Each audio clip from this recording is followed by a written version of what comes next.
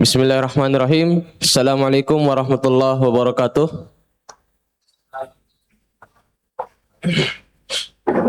Alhamdulillahi rabbil alamin. Wassalatu wassalam ala mab'uthi rahmatan lil alamin. Nabiyyina Muhammad wa ala alihi wa sahbihi wa man tabi'ahum bi ihsan ila yaumiddin. Amma ba'd.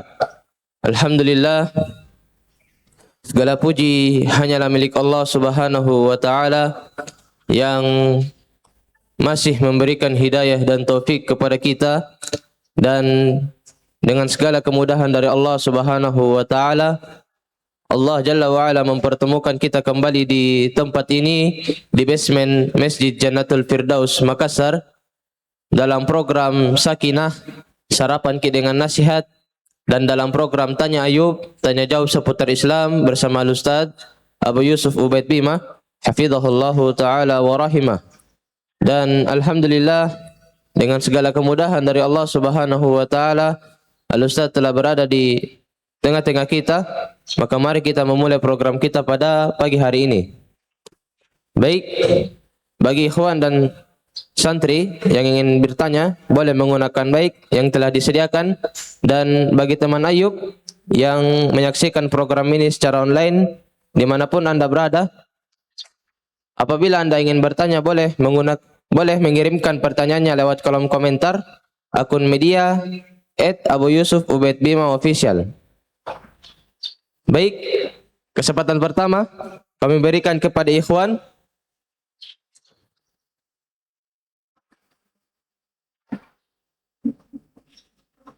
Belum ada?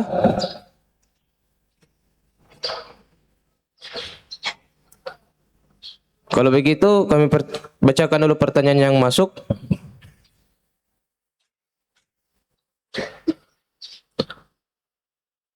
Afwan, bagaimana anak hamil terus dinikahi dengan yang menghamilinya?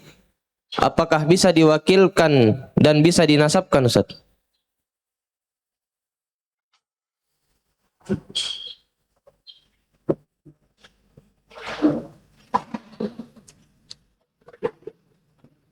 Bismillahirrahmanirrahim. Alhamdulillahirabbil alamin. Wassalatu wassalamu ala Rasulillah wa ala alihi washabihi wa man tabi'ahum bi ihsan ila yaumiddin. Amma ba'd.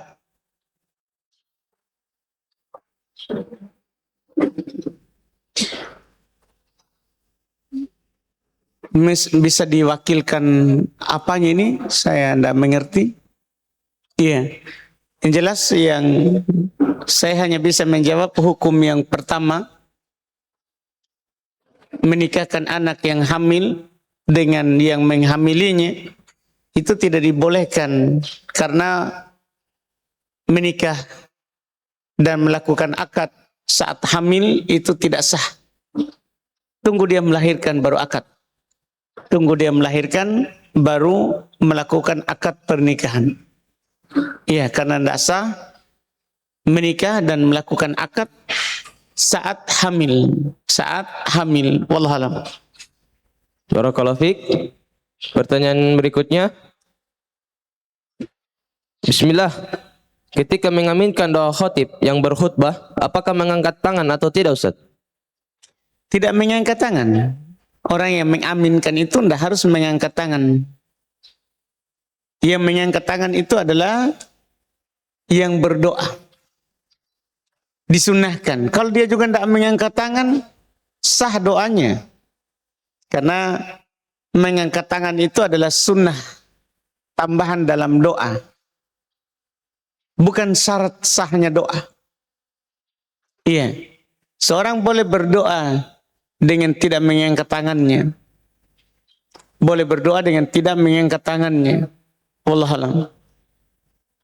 Barakallahu fiik. Pertanyaan berikutnya. Bismillah, afwan Ustaz. Adakah dalil atau sunnah memakai peci? Dan kalau imamah, model bagaimana sebenarnya yang dicontohkan Rasulullah? Tidak ada sunnah, dalil khusus yang mengatakan bahwa dianjurkan pakai peci, bahkan pakai imamah. Imamah itu adalah Nabi SAW pakai karena kebiasaan kaumnya.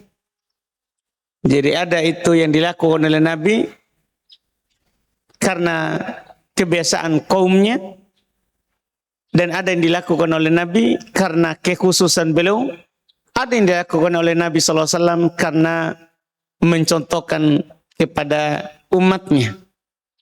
Yang dilakukan oleh Nabi SAW untuk kebiasaan dengan kebiasaan kaumnya sebelumnya kemudian beliau pakai, ini ya biasa, tidak apa-apa seorang mencontoh Nabi dalam hal tersebut, cuma dikatakan sunnah itu yang butuh di dalil. Kalau dalam pembahasan usul, dia bukan sunnah.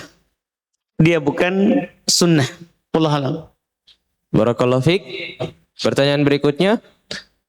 Bismillah, Afwan Ustaz izin bertanya. Safar mukim di kampung orang, apakah sholatnya sholat safar sampai kita pulang di kampung halaman, atau kita ikut sholat berjamaah di kampung orang? Selama kita musafir, maka berlaku hukum jama' qasar. Apakah kita sudah sampai di tempat tujuan atau belum? Selama kita tidak ada niat mukim di tempat itu. Seperti Nabi SAW beliau safar ke Tabuk 20 hari, tidak pernah sholat sempurna. Padahal beliau sudah sampai di Tabuk dan beliau tinggal di Tabuk selama perang Tabuk. Tapi tidak pernah beliau sholat sempurna sampai kembali ke Madinah.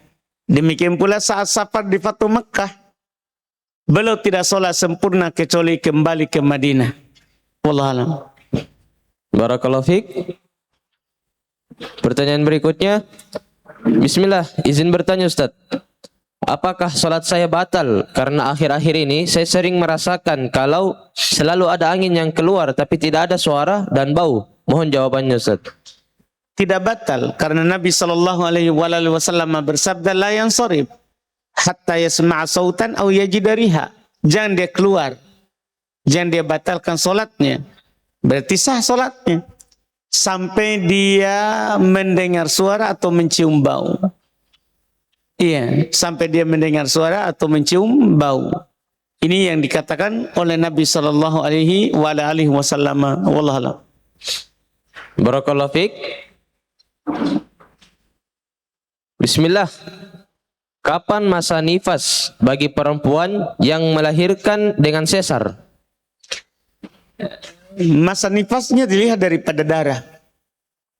Ada darah yang keluar maka dia nifas. Kalau tidak darah yang keluar maka dia tidak nifas.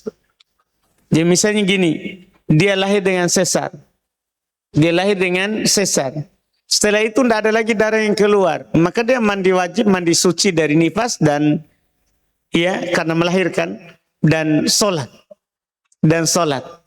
Jadi nifas itu sama dengan haid. Melihat darah baru dianggap nifas. Kalau sudah tidak melihat darah maka sudah tidak nifas lagi. Sudah tidak nifas lagi. Iya. Wallahu a'lam. Barakallahu fiik. Pertanyaan berikutnya. Tolong nasihatnya Ustaz kepada seorang suami yang dimana suami tersebut menelantarkan anak dan istrinya setelah suami tersebut berpoligami dengan janda kaya raya. Apa yang harus dilakukan oleh istri pertama? Masya Allah. Pertama ya kita nasihati hendaklah bertakwa kepada Allah. Kata Nabi SAW, wa inna li ahlika alaika haqqa. Sungguh keluargamu itu, istrimu, atasmu ada haknya. Hati-hati. Bertakwalah kepada Allah terhadap istri. Allah berfirman, ku anfusakum wa ahlikum naro. Jaga diri kalian dan keluarga kalian dari neraka. Ini perintah dari Allah, berarti wajib hal tersebut. Wajib hal tersebut. Iya. Demikian pula terkait dengan nafkah, dinukil oleh Ibnu Qudamah rahimahullahu taala bahwa menafkahi istri setelah kita akad dengannya, menerima akad yang diakadkan oleh orang tuanya atau walinya, wajib kita menafkahinya. Wajib kita menafkahinya. Intinya hendaklah dia bertakwa kepada Allah, lakukanlah kewajibannya. Lakukanlah kewajiban.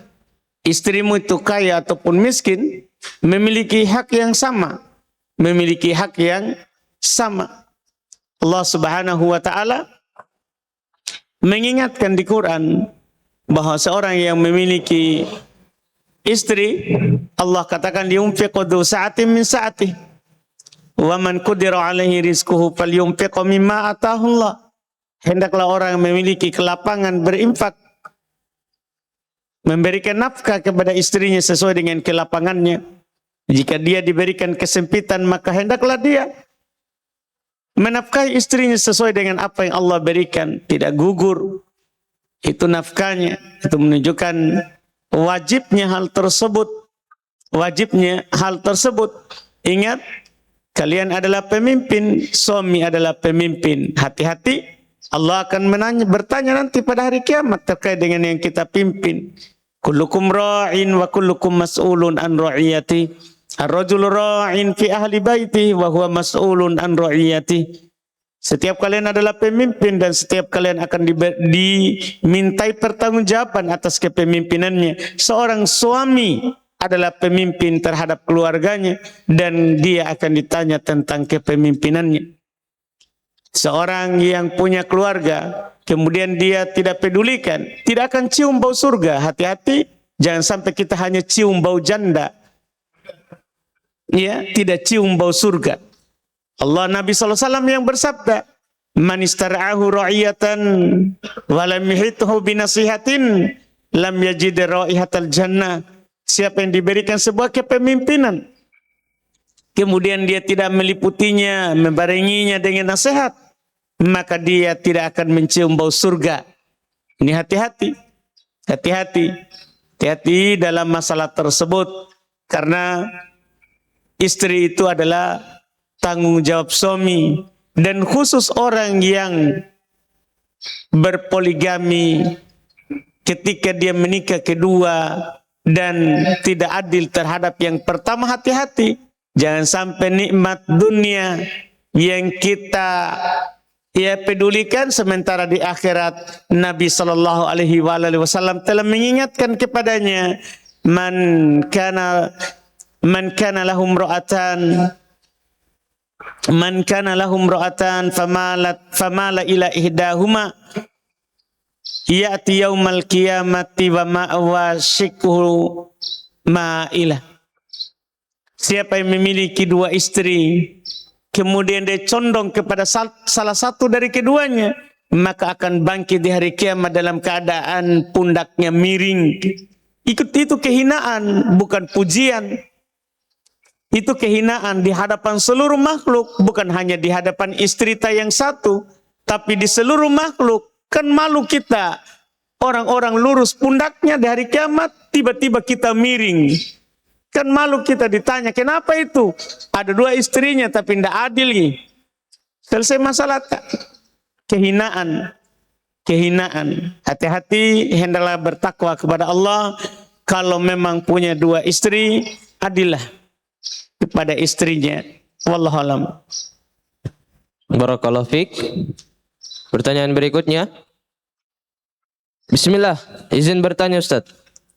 Apa boleh atau tidak boleh jika seorang wanita dalam kurung KB menunda haid dengan alasan ingin puasa full dan beribadah di bulan Ramadan nanti? Haid itu adalah sesuatu yang Allah tetapkan kepada banati Adam. Seperti dalam hadis, sesuatu yang ditetapkan atas keturunan perempuan dari keturunan Adam. Kalau dibiarkan berjalan seperti biasanya itu lebih bagus, lebih utama. Lebih bagus, lebih utama. Iya. Dan haid itu Allah Subhanahu wa taala takdirkan keluar dari seorang perempuan, itu menunjukkan dia sehat. Perempuan itu kalau dia haid, lancar haidnya, itu dia sehat. Artinya ini darah haid itu darah sakit. Allah berfirman, kul huwa adha, katakan dia ada gangguan. Iya, gangguan. Makanya sebagian perempuan kalau haid sakit perutnya, penyakit. Kalau kita tahan, Ya kita tahan penyakit untuk keluar. Makanya kalau dibiarkan lebih bagus. Dibiarkan lebih bagus. Tapi kalau kita bertanya, sah nggak puasanya orang yang menahan haidnya di bulan Ramadan? Sah. Kalau bertanya sah. Ya, tapi masalah itu adalah pasti ada dorornya. Haid yang tadinya harus keluar di bulan itu, kemudian kita tahan, pasti ada dorornya. Nanti ada efeknya di bulan depan. Di bulan depan. Kita sekarang karena mau berpuasa, full, tahan haid. Kita tidak pikir bulan depan itu akan keluar lebih dari kebiasaan. Akhirnya kita tidak sholat. Gimana caranya? Kita mau memperjuangkan puasa rukun iman keempat. Rukun Islam keempat. Terus nanti kita akan luput rukun Islam kedua. Sholat. Sholat. Yang jelas ini kalau di dunia fikih Islam tidak disarankan.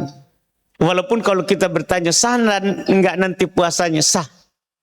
Tapi dalam fikih tidak disarankan. Wallahualam kalau di kesehatan apakah mereka sarankan atau tidak? Itu butuh tanya kepada dokter. Wallahualam. Barakallahu fiik. Pertanyaan berikutnya. Apa Ustaz? Bagaimanakah puasanya Rasulullah di bulan Sya'ban?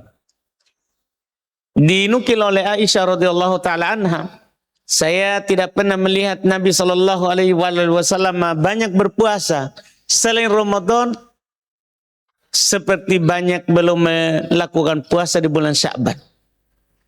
Melakukan puasa di bulan Sya'ban. Iya. Ini ya yang dinukil oleh Aisyah radhiyallahu taala anhu terkait dengan ya puasanya Nabi sallallahu alaihi wasallam pada bulan Sya'ban. Pada bulan Sya'ban ada di hadits riwayat Bukhari, Muslim tadi yang saya sampaikan. Yang beliau bilang ma raaitu Rasulullah istakmala siyamus syahrun qat illa Ramadan wa ma ra'aituhu fi syahrin aktsar siyaman minu fi Sya'ban. Saya tidak pernah melihat Nabi SAW berpuasa 1 bulan penuh kecuali di Ramadan. Dan saya tidak pernah melihat Nabi SAW di bulan selain Ramadan yang paling banyak beliau berpuasa di bulan itu kecuali pada Sya'ban. Ini yang dinukil oleh Aisyah radhiyallahu taala anha. Iya. Wallahu alam. Barakallahu fiik. Kami kembalikan ke ikhwan. Ya, silakan.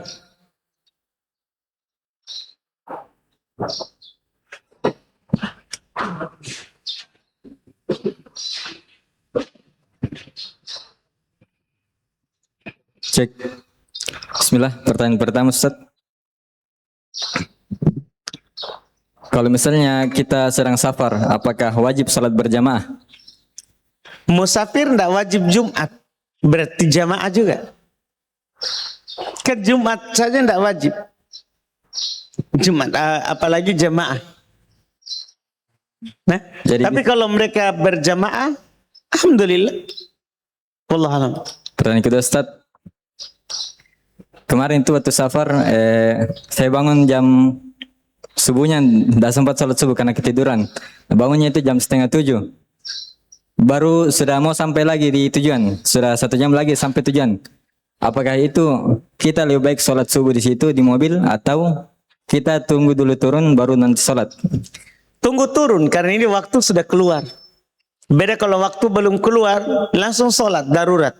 Dan kalau waktu sudah keluar maka tunggu turun. Seperti Nabi SAW pernah ketiduran di sebuah safar bersama seluruh sahabat. Mereka tidur di lembah yang di situ banyak jinnya. Mereka semua tertidur, tidaklah terbangun kecuali matahari sudah bersinar. Maka mereka berpindah dulu dari tempat itu ke tempat lain, melanjutkan dulu. Kemudian mereka sholat. Iya, wallahu a'lam. Jazakallahu khair. Barakallahu fiik. Masih ada? Ya, silakan Pak.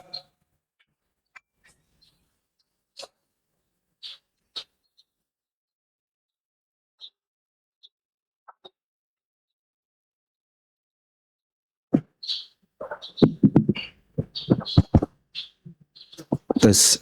Bismillah. Ustadz, apakah di dalam Islam itu ada namanya hukum karma?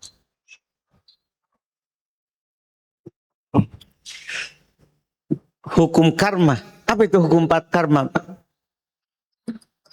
Hukum apabila dia melakukan suatu dosa, dia akan mendapat balasan yang semisal. Ya pasti, Pak. Iya. Man amila solihan falinafsi.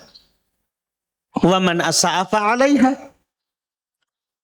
Siapa yang beramal soleh, maka untuk dirinya, pahalanya. Siapa yang beramal kejahatan, atas dirinya juga, ganjarannya. Quran, Mbak. Wa man ya'mal su'an yujazza bih. Quran. Siapa yang mengamalkan kejahatan, dia akan dibalas dengannya. Kalau itu yang kita maukan, maka Quran. Siapa yang melakukan keburukan, dia akan dibalas dengannya. Hal jazaul ihsani illal ihsan. Tidak ada balasan kebaikan kecuali kebaikan. Berarti lawannya, tidak ada balasan keburukan kecuali keburukan. Kalau itu yang kita inginkan, dengan yang kita tanyakan.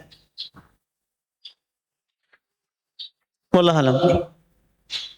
Jazakallah, Ustaz. Barakallahu fiik. Masih ada?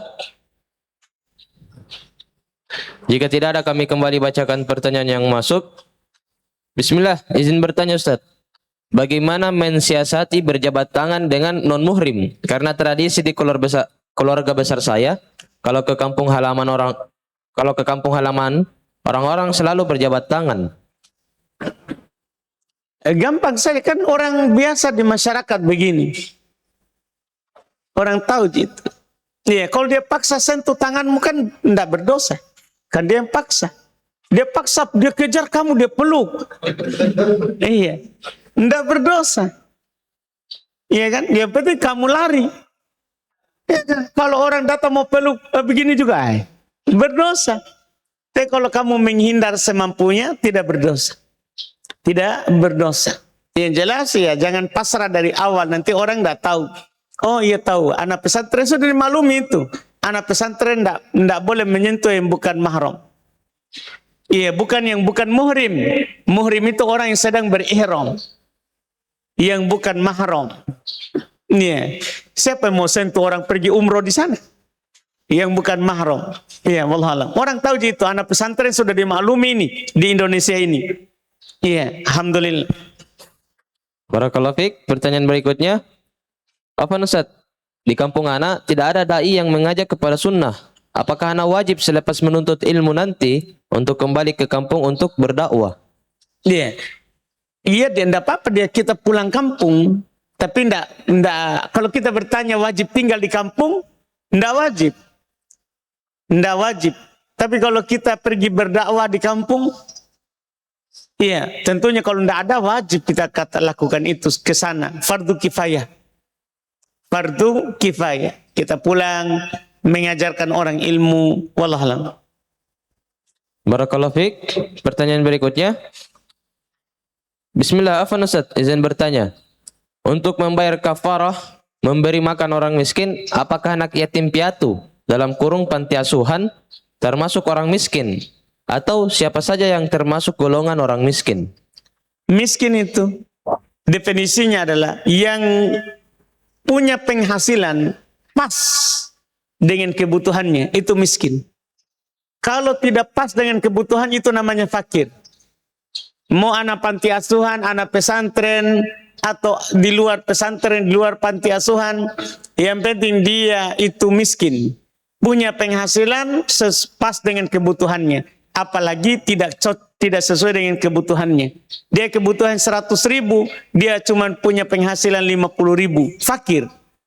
Punya kebutuhan 100.000 dan penghasilannya cuma 100.000 juga, miskin. Miskin. Kapan penghasilannya lebih dari kebutuhannya, itu sudah tidak masuk ke definisi miskin. Wallahualam. Barakallahu fiik. Pertanyaan berikutnya. Bismillah. Ustaz, adakah warna kesukaan Rasulullah? Karena ada sebagian orang awam yang bilang bahwa warna kesukaan Rasulullah adalah warna hijau. Wallahualam, dilihat dari ucapan Nabi beliau putih. Ahabbu thiyab ilallahi, apa hadisnya? Ada hadis, lupa saya lafadznya itu.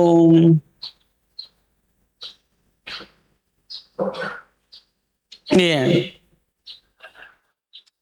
Lupa saya lafaz hadis dalam hal ini.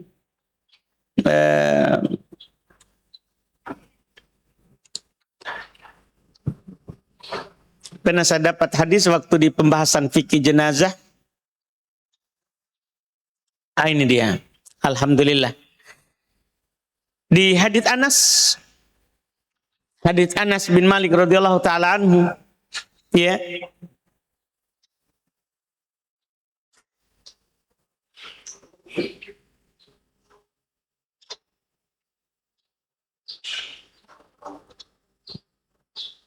Riwayat Imam Al-Bukhari.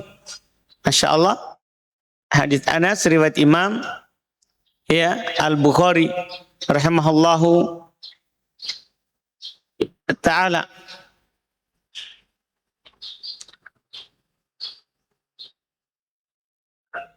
Kata Nabi, kata Anas radhiyallahu ta'ala ini beliau pelayannya, jadi beliau tahu.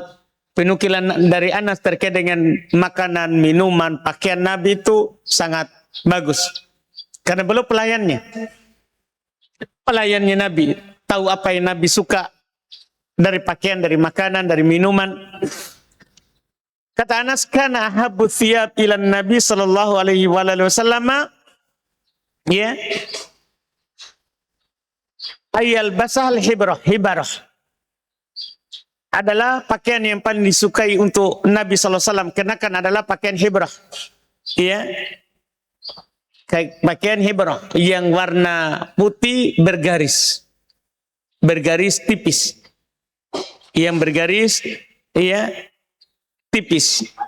Ini di hadits Al-Imam Al-Bukhari rahimahullahu taala, di hadits Imam Al-Bukhari rahimahullahu taala. Dan khusus warna putih ada di riwayat Imam At-Tirmidzi. Riwayat Imam At-Tirmidzi. Kalau itu langsung jelas sebutkan warnanya.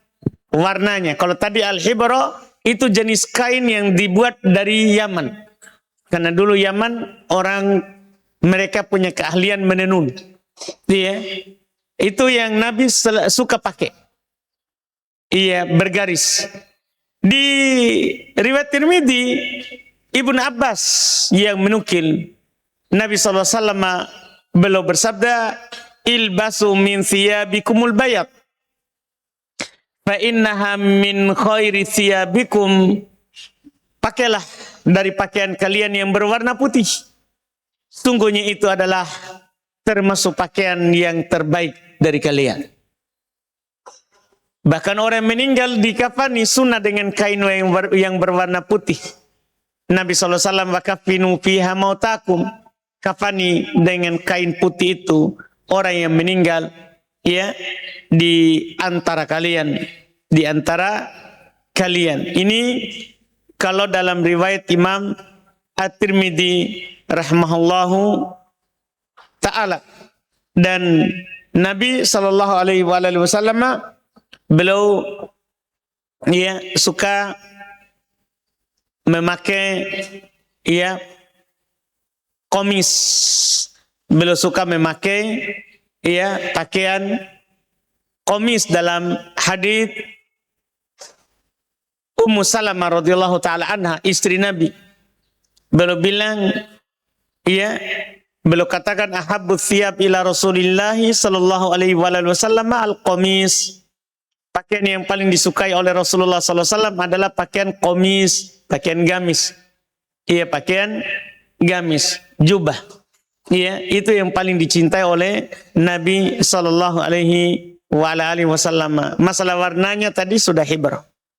Iya, wallahualam. Barakallahu fiik. Pertanyaan berikutnya, Afwan Ustaz, kalau istri berniat bekerja untuk membantu suami, apakah hilang keberkahan rezekinya? Ndak hilang. Kan dia niatnya membantu suami, meringankan beban suami. Di zaman sahabat, sebagian istri sahabat, mereka membantu suaminya mengambilkan rumput hewan kendaraannya, mengambilkan rumput hewan ternaknya. Ya, wallahualam. Barakallahu fiik. Pertanyaan berikutnya. Bismillah, izin bertanya Ustaz. Ketika kita selesai dari memandikan jenazah dan mau mengkafaninya, tapi ada cairan yang keluar dari belakangnya, dalam kurung pantatnya. Pertanyaan saya, apakah kita harus memandikan ulang jenazah tersebut atau cuma membersihkan dan mewuduhkannya? Memandikan ulang, yaitu dengan menambah 2 kali. Menambah 2 kali mandi lagi. Dan dipastikan dulu ia diurut secara ringan perutnya. Urut secara ringan perutnya. Dan setelah itu sebenarnya hati-hati dalam waktu memandikannya. Jangan sampai masuk air di lewat mulut atau lewat hidung. Karena itu air akan langsung keluar lagi. Iya, makanya nanti di mulut itu tidak dikumur-kumurkan, cuma dibasahi tangan dan dilapkan di mulutnya, tidak dimasukkan air di mulutnya. Demikian pula saat di hidung tidak dimasukkan air ke hidungnya. Saat di muka jangan menyiram mukanya, tapi cukup dibasahi tangan dan melapkan di mukanya supaya tidak masuk air. Kalau masuk air lagi keluar lagi jadi kencing, keluar lagi jadi kotoran, akhirnya batal lagi mandinya. Kita harus menambah 2 kali. Kita harus menambah 2 kali. Makanya hati-hati dalam masalah waktu memandikannya, khususnya menyiram bagian kepalanya. Menyiram bagian kepalanya. Wallahualam. Barakallahu fiik. Pertanyaan berikutnya. Apakah orang yang berpoligami boleh mengumpulkan kedua istrinya dalam satu rumah? Apakah wajib bagi suami menceraikan istri pertama karena perintah orang tuanya dengan alasan istri pertama sakit-sakitan dan akhlaknya jelek dibanding istri kedua? Saya tidak mau masuk situ. Baik. Ini ada masalah baru. Iya, kalau enak-enak tidak pernah ditanya. Kalau susah, iya, kita tanya supaya nanti jadi senjata. Iya, ini kita tidak mau masuk situ. Urus saja dirimu sendiri. Urus saja dirimu sendiri. Wallahualam. Barakallahu fiik. Pertanyaan berikutnya. Bagaimana hukum sholat sunnah sambil memegang Quran dan membacanya? Boleh. Boleh sholat sunnah membaca dari mushaf. Boleh sholat sunnah kita membaca dari mushaf. Wallahualam. Yang kedua, mohon nasihatnya Ustaz, ketika pulang kampung liburan, apakah sudah layak untuk mengajar dan khutbah Jumat? Iya, kita lakukan saja apa yang kita mampu. Iya, kalau di situ orang-orang kita paling bagusnya, maka kita naik. Sebagaimana kalau ada orang imam, bacaannya kacau, tapi semua orang di situ kacau juga, sah sholatnya. Dia yang paling bagus, dia yang paling bisa berdiri depan, hadir bacaannya. Dia yang berdiri depan. Kan sebagian orang ada hafalannya tapi berdiri depan gemetar, terlempar mik. Iya, jangan. Biarkan orang yang bisa berdiri yang berdiri. Jadi orang yang berilmu walaupun sedikit, boleh dia berceramah kepada orang yang tidak punya ilmu di bawah. Kalau hanya ada dia di situ. Bismillah, kita yang penting ceramahkan apa yang ditahu saja. Kalau tidak tahu, bilang tidak tahu. Kalau haditsnya diragukan sahih atau dhaif, jangan disampaikan. Tidak boleh kita menyampaikan hadits dhaif kecuali untuk menjelaskan kalau dia dhaif. Tidak boleh kita menyampaikan hadits palsu kecuali untuk menjelaskan kalau dia palsu. Iya. Tanpa menjelaskan tidak boleh kita sampaikan. Iya. Hadithu anni walau ayah, balighu anni walau ayah. Sampaikan dariku, harus jelas dari Nabi. Walaupun seayat, jelas dulu dari Nabi walaupun seayat disampaikan. Wallahualam. Barakallahu fiik. Pertanyaan berikutnya. Bismillah. Apakah termasuk memutus silaturahmi antara dua orang ipar yang saling menjauhi karena seringnya berselisih karena perbedaan pendapat? Kalau masalah dunia tidak boleh. Itu masuk dalam memutus silaturahmi. La yahillu limra'at la yahillu ya li apa hadisnya Farid? Hadis dalam riwayat Muslim. Ya. Wala yahillu lahu ayyahjura akahu fawqa thalath.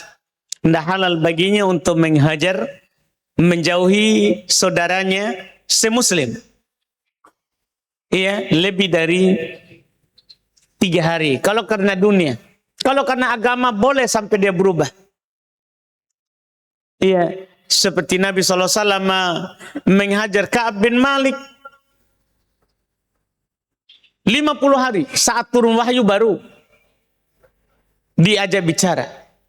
Oke, kalau karena agama boleh sampai dia berubah. Tapi kalau karena dunia tidak boleh di atas 3 hari. Cukup 3 hari saja kita berdamai dengannya. Kalau masalah dunia, tidak boleh terus menerus menjauhi teman karena dunia. Gara-gara dia tidak kasih roti, udah kok. Tidak ada ucapan, tidak ada salam. Tidak boleh itu. Paham Sapri? Alhamdulillah. Karena masalah rebutan di nampan, selesai cerita. Iya, tidak boleh. Itu hanya dunia. Itu hanya dunia. Tapi kalau agama, boleh sampai dia berubah.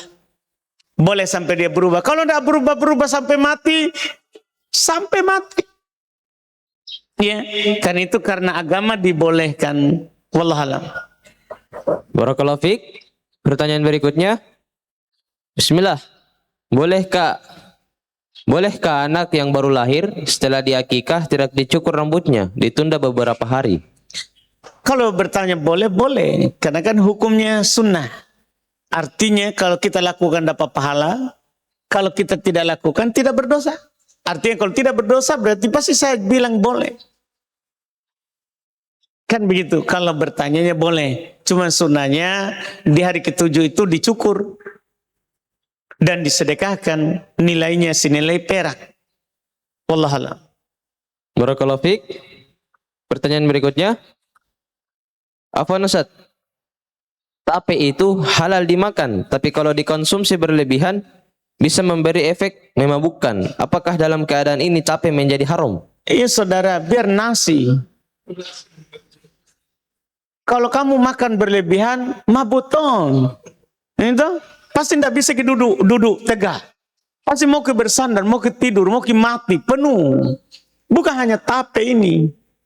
Bukan hanya tape, biar nasi, coba makan berlebihan. Kan kita bilang kalau berlebihan, iya enggak. Yang salah ini mabuk karena berlebihan. Semua orang kalau berlebihan pasti dia muntah.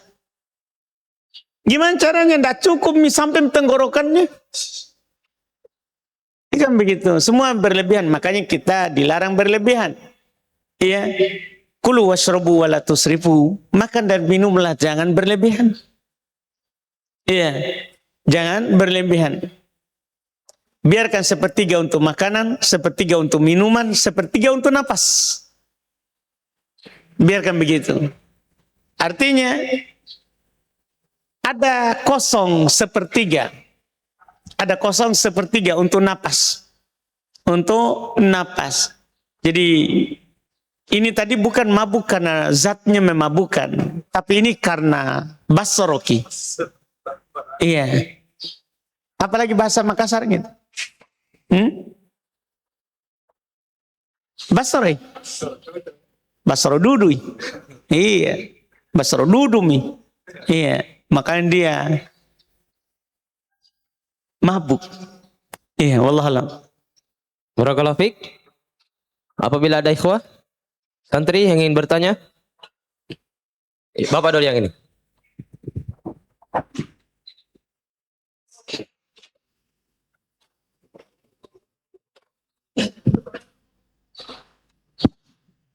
Bismillah, afwan Pak Ustaz. Terkait dengan sikir pagi, sikir petang.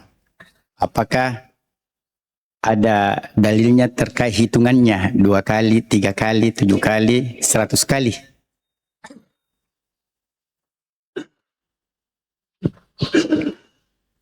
Baik. Di kita bisa kembali ke hadis-hadis dalam masalah yang ditanyakan oleh Bapak tadi, artinya tergantung bilangan di apakah di hadis ada bilangan atau tidak ada bilangan. Apakah di hadis terdapat bilangan atau tidak terdapat bilangan. Itu dilihat daripada bisa dibaca di buku-buku terkait dengan zikir pagi dan petang. Karena memang dalam riwayatnya ada yang Nabi Shallallahu Alaihi Wasallam ulang dan ada yang Nabi Shallallahu Alaihi Wasallam tidak ulang. Misalnya di pembahasan zikir pagi itu di bacaan ayat kursi kan tidak ada kata pengulangan, tidak ada kata pengulangan. Iya, di ayat kursi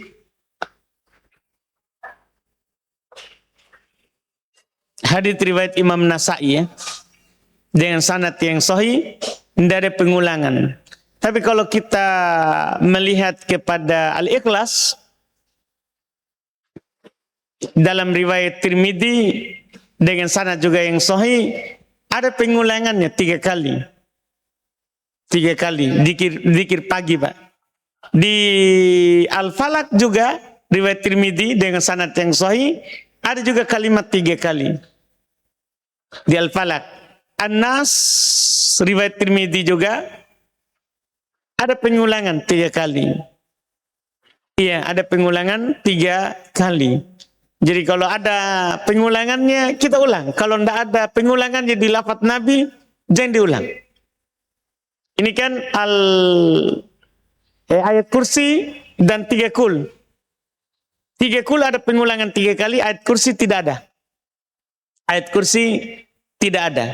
Iya, demikian pula di zikir yang lain, zikir pagi kan misalnya Allahumma anta rabbi la ilaha illa anta khalaqtani wa ana abduka wa ana ala ahdika wa wa'dika mastata'tu a'udzu bika min syarri ma sana'tu wa abu'u laka bi ni'matika alayya wa abu'u laka bi dzambi faghfirli fa innahu la yaghfiru dzunuba illa ant. Ini dalam riwayat Bukhari tidak ada pengulangan. Berarti sekali saja begitu. Sekali saja kita ucapkan. Jelas lihat hadisnya, Pak. Kalau ada anjuran pengulangan 3 kali, 3 kali. Kalau tidak ada, tidak ada. Seperti itu. Wallahualam. Izin Pak Ustaz yang kedua. Di zikir pagi itu subhanallah, la ilaha illallah dan istighfar itu 100 kali. Jika kita dalam kondisi safar tapi masih waktu bisa zikir pagi, kita berkendaraan, apakah karena kita tidak bisa menghitung, apakah bisa perkiraan saja melewati batasnya atau kurang? Pertama, kalau ada bilangan kita usahakan hitung, Mbak. Iya, boleh kita hitung pakai tangan, jari. Boleh, Mbak. Boleh kita hitung pakai tasbih. Tidak apa-apa. Dibolehkan. Dibolehkan. Iya, kita hitung asalnya, Pak. Supaya lebih hati-hati. Tapi kalau misalnya kita sudah hitung tapi lupa karena fokus di safar misalnya, dimaafkan kalau kita karena tidak fokus. Wallahualam. Jazakallah khairan, barakallahu fikum. Barakallahu fiik.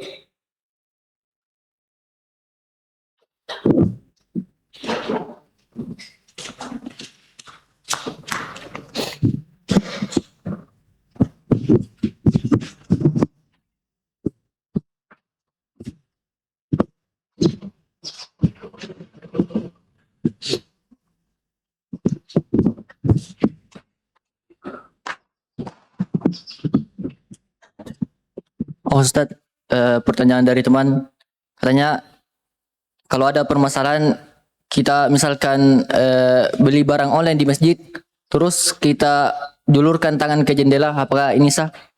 Dengan berdalil katanya ketika Nabi SAW beriktikaf itu beliau menjulurkan kepalanya di jendela terus disisir.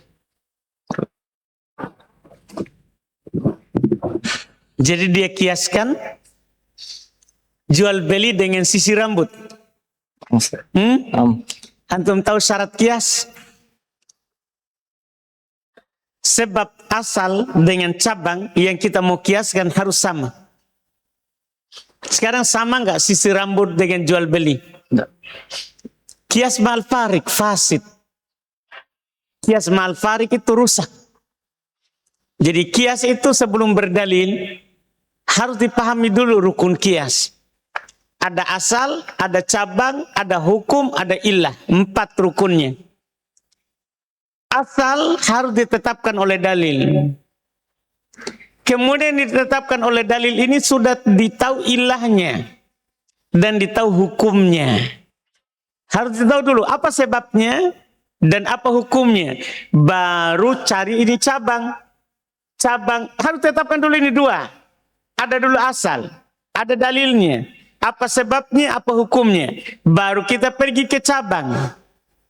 Cabang ini yang tidak ada dalilnya. Kalau ada dalil tidak boleh kita kiaskan. Kita berdalil dengan dalil. Nah, yang cabang ini tidak ada dalil. Tidak ada dalilnya. Kemudian kita melihat apakah ilahnya sama, sebabnya sama. Kalau sebabnya sama, maka sama sebab sama hukum. Kalau sebabnya tidak sama, sebab tidak sama, maka hukum tidak sama. Sama yang tadi, hukum tidak sama, saudara. Wallahualam.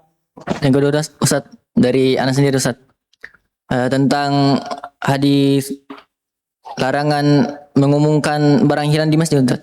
Itu anak masih bingung Ustaz. Apakah dia umum ini bentuknya Ustaz? Maksudnya apakah termasuk dari mengumumkan barang hilang di lewat HP atau di mic langsung dari masjid atau melalui kertas, tapi semuanya ini dalam keadaan di dalam masjid Ustaz? Yang penting di haditsnya adalah mengumumkan yang hilang di masjid. Apapun wasilanya. Apapun wasilanya. Apakah kertas yang ditempel di masjid, atau orang yang berbicara di masjid, atau dia tulis di HP di masjid. Semua. Iya, kalau ada orang melihat, kita melihat orang mengumumkan barang hilang di masjid, kita doakan semoga tidak dikembalikan. Begitu. Wallahualam. Terus Ustaz, bagaimana kalau hal tersebut itu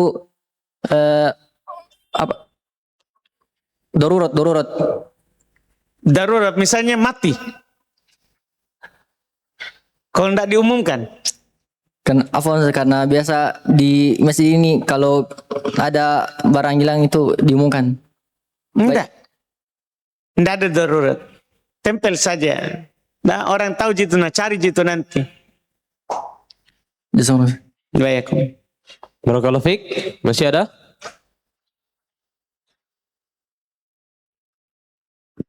Kami kembali bacakan pertanyaan yang masuk.